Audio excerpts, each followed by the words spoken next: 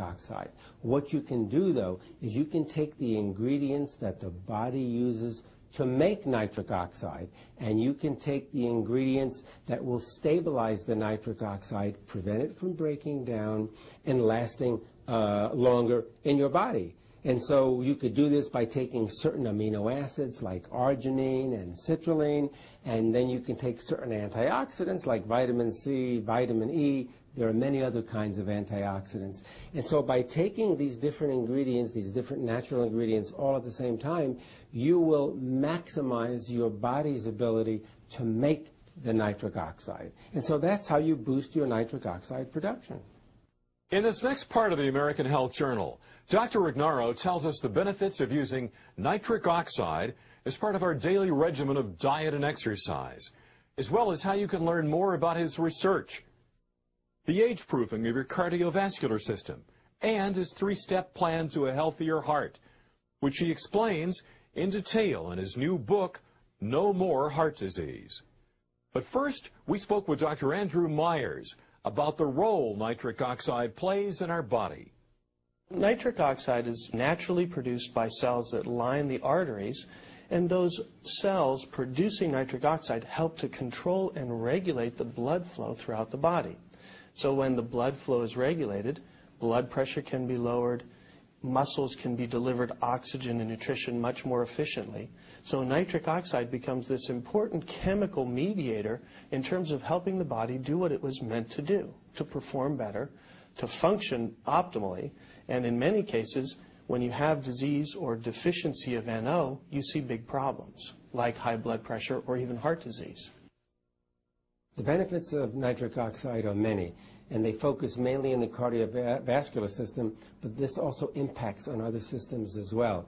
Because nitric oxide can keep your blood vessels healthy by increasing blood flow, what happens is that the nitric oxide makes sure that all the organs in the body receive the normal amount of blood and therefore nutrients and oxygen that's required. In addition, nitric oxide can interfere with the blood clotting process, and so it can prevent unwanted blood clotting. You know, when people suffer from a heart attack, in many cases this is due to a blood clot that develops in the coronary arteries that feed blood to the heart. By the same mechanism, when a person gets a stroke, this is generally due to the development of a blood clot in the cerebral arteries that carry blood to the brain.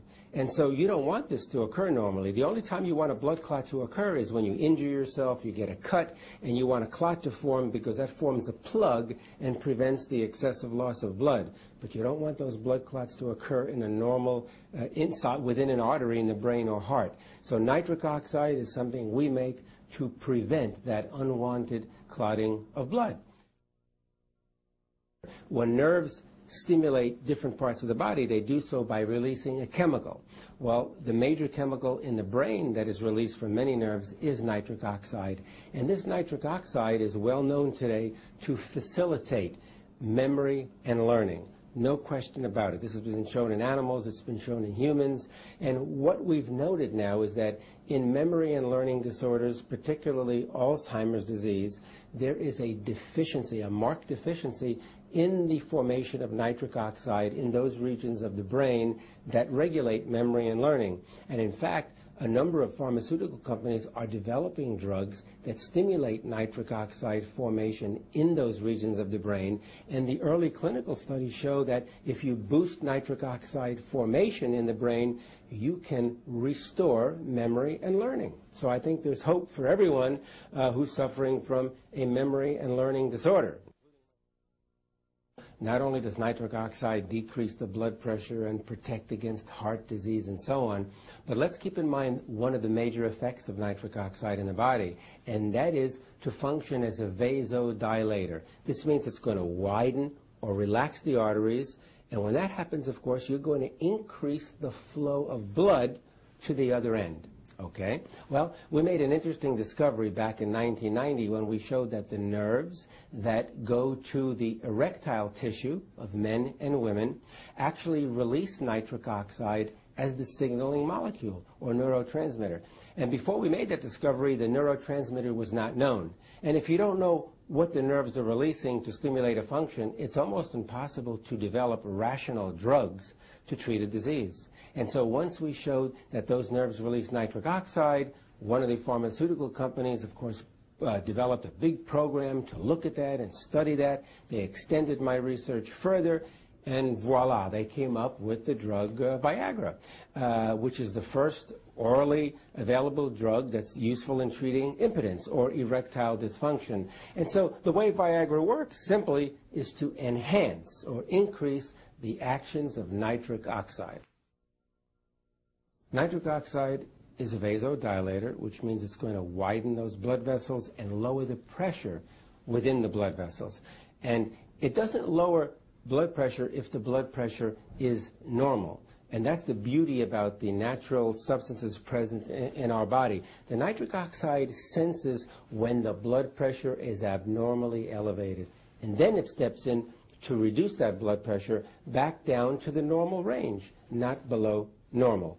And it's the most effective substance we have in the body, the most effective hormone to lower the blood pressure and keep it out of the high range.